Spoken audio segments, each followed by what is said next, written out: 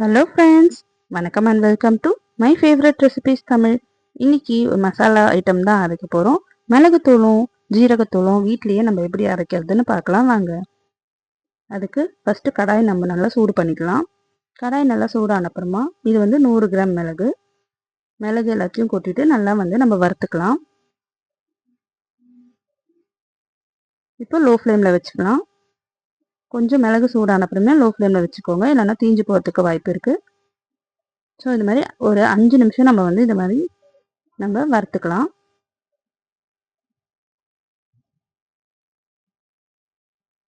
நம்ம வறுக்கும் போதே அந்த மிளகோட ஃப்ளேவர் நமக்கு நல்லா வரும். ஸோ அந்த ஸ்டேஜில் நம்ம ஸ்டவ் ஆஃப் பண்ணிக்கலாம். இது இப்போது நல்லா வறுபட்டுருச்சு. இதை ஒரு பிளேட்டில் கொட்டி நம்ம ஆற வச்சுக்கலாம். ஸோ இது ரூம் டெம்பரேச்சருக்கு நல்லா ஆறின அப்புறமா நம்ம மிக்ஸி ஜாரில் போட்டு இதை நம்ம நல்லா கிரைண்ட் பண்ணிக்கலாம். இப்போ அரைச்சி எடுத்துகிட்டு வந்தாச்சு. இது இன்னும் நல்லா நம்ம ஃபைன் பவுடராக வேணுன்றதுக்காக இதை நம்ம இந்த மாதிரி ஜலிச்சுக்கலாம்.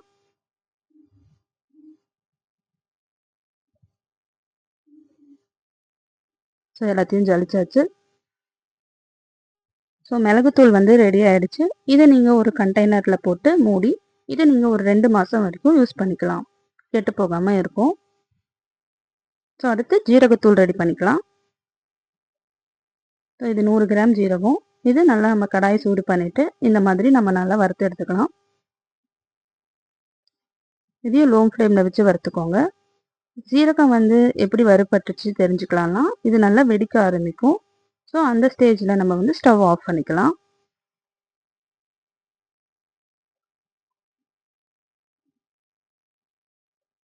ஸோ இதை நல்லா ஆற வச்சுக்கலாம்.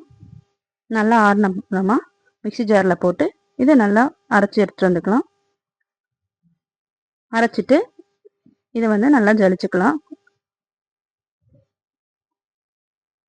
ஸோ அவ்வளோதாங்க, ஜீரகத்தூளும் ரெடி ஆயிடுச்சு.